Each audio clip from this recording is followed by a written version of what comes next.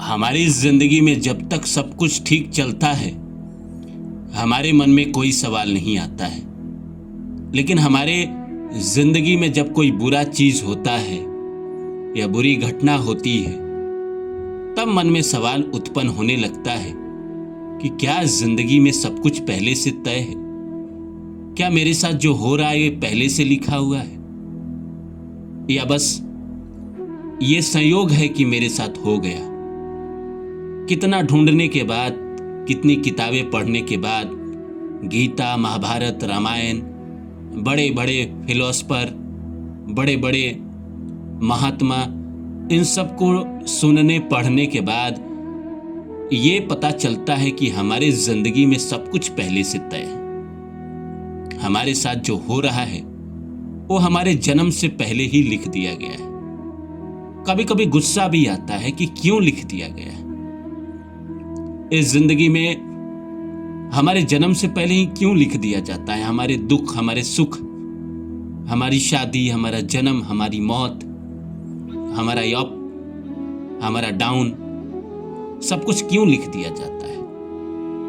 पर इसका जवाब हम कभी ढूंढ नहीं पाते हैं कि क्यों लिख दिया जाता है। लेकिन इसका जवाब है, प्रारब्ध के पास है। तो नमस्कार दोस्तों, मेरा नाम है रानू बाबू, और जैसा कि आप सभी जो लोग जानते हैं कि मैं आपके लिए कहानी, कविता और मोटिवेशनल वीडियो लेकर आता हूं। इसी श्रृंखला में आज लेकर आया हूं कि प्रभु, क्या सब कुछ पहले से तय होता है? तो आइए इस सब्जेक्ट को शुरू करें। इससे पहले आप सभी से रिक्वेस्ट है कि please like my video and subscribe my channel. जिंदगी में जब दोस्तों दुख चलता है, पीड़ा की घड़ी रहती है, तो ये मन छटपटाता है और एक्सेप्ट नहीं करता है कि मेरे साथ ऐसा हो सकता है, मेरे साथ इतना बुरा हो सकता है, मेरे साथ भगवान इतना अन्याय कर सकते हैं। इंसान छटपटाता ही है, लेकिन वो कुछ कर नहीं पाता है। फिर वो लोगों को सुनना शुरू करता है, लोगों को पढ़ना शुरू करता है। जैसे अभी आप मुझे सुन रहे हैं, वैसे ही जब इंसान दुख में रहता है, छटपटाता है, पीड़ा में रहता है, उसको जब रास्ते ना मिल रहे होते हैं तो ढूंढता है कि क्यों नहीं हो रहा है। वो किताबों में ढूंढता है, महात्माओं की बातों में ढूंढता है। फिर उसे जवाब मिलता है कि हमारी जिंदगी में सब कुछ पहले से लिखा हुआ है। हमारा जीवन में सुख, दुख, लाभ, हानि, यश, अपयश, जन्म, मरण, शादी, विवाह, दुख कब पाएंगे, सुख कब पाएंगे, सब कुछ पहले से लिखा हुआ है। फिर ये जानने के बाद इंसान गुस्सा करता है, छटपटाता है, मन में सोचता है कि क्यों लिख दिया गया है। इस लिखने का क्या मतलब है? ये लिखने का तो मतलब है कि इंसान जैसा इस धरती पर आया है वैसा का वैसा ही रह जाएगा। वो अपने कर्म, अपने मेहनत से कुछ कर ही नहीं पाएगा। क्या ये पूरी तरह से सच है? हाँ दोस्तों, लगभग पूरे तरह से सच है। क्योंकि हम अगर आपको कहें कि हाँ नहीं भाग्य कुछ नहीं होता है, सब मेहनत होते हैं, तो मेहनत से 1000 रुपया कमाया जा सकता है। मेहनत से जो सुबह से लेकर शाम तक मेहनत करता है वो 1000 रुपया कमाता है, लाख रुपया तो नहीं कमाता है। लाख रुपया तो इंसान भाग्य से ही कमा सकता है, मेहनत से नहीं कमा सकता है। ये सच है।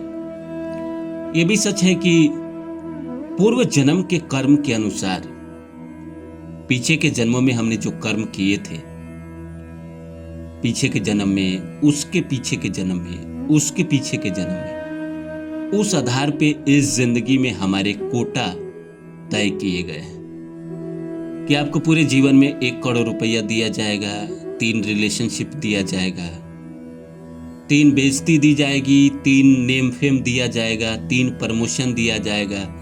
ये पिछले जन्म के कर्म के अनुसार इस जिंदगी में हमें मिलता है। पिछले जन्म के कर्म के अनुसार हमारी आयु भी डिसाइड होती है।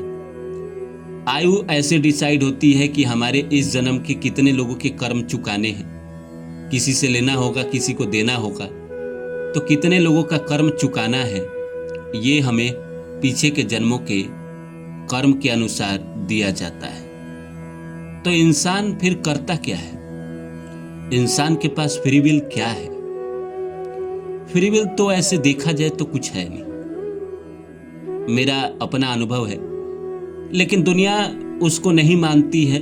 चारवाक का अलग नियम है। चारवाक कहता है कि कोई भगवान नहीं है, यही जीवन आखिरी जीवन है, यही सत्य सत्य है, इसके पहले भी कोई जन्म नहीं था, आगे भी कोई जन्म नहीं होगा, यही जिंदगी आपकी आखिरी जिंदगी है, यही पैदा होना है, यही भोगना है, यही मर जाना है। अब चारवाक के नियम के तो मैं सपोर्टर नहीं हूं, क्योंकि अगर यही जीवन सब कुछ है तो कोई अमीर तो कोई गरीब तो कोई रोगी तो कोई निरोगी क्यों पैदा होता है? किसी के जीवन में मजे ही मजे हैं और किसी के जीवन में दुख ही दुख क्यों है? यही जीवन जब सब कुछ है तो कोई कर्म इतना करता है फिर भी वो बड़ा नहीं बन पाता है। कोई पैदा ही बड़े घर में हो जाता है, थोड़ा सा कुछ करता है और बड़ा से बड़ा अचीवमेंट प्राप्त कर लेता है।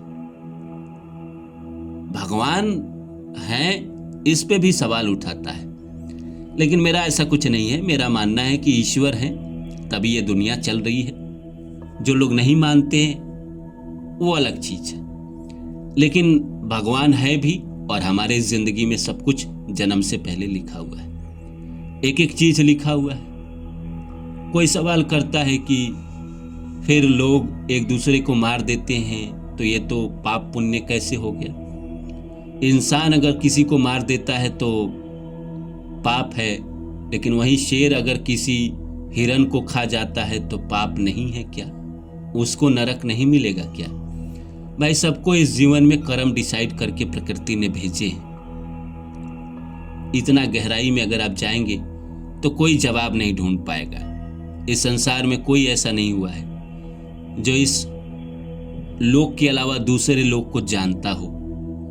दूसरे लोक पे कैसे नियम कानून चलते हैं, मनुष्य पे कैसे नियम कानून चलते हैं, भगवान कहाँ है, हमारे जिंदगी में ये सब कुछ पहले से क्यों लिखा हुआ है। अब वो इतना ज्यादा अगर साइंस के विद्यार्थी होगा तो सवाल करेगा ही करेगा, लेकिन एक एक चीज का जवाब न साइंस के पास है, न विज्ञान के पास है, न धर्म के पास है।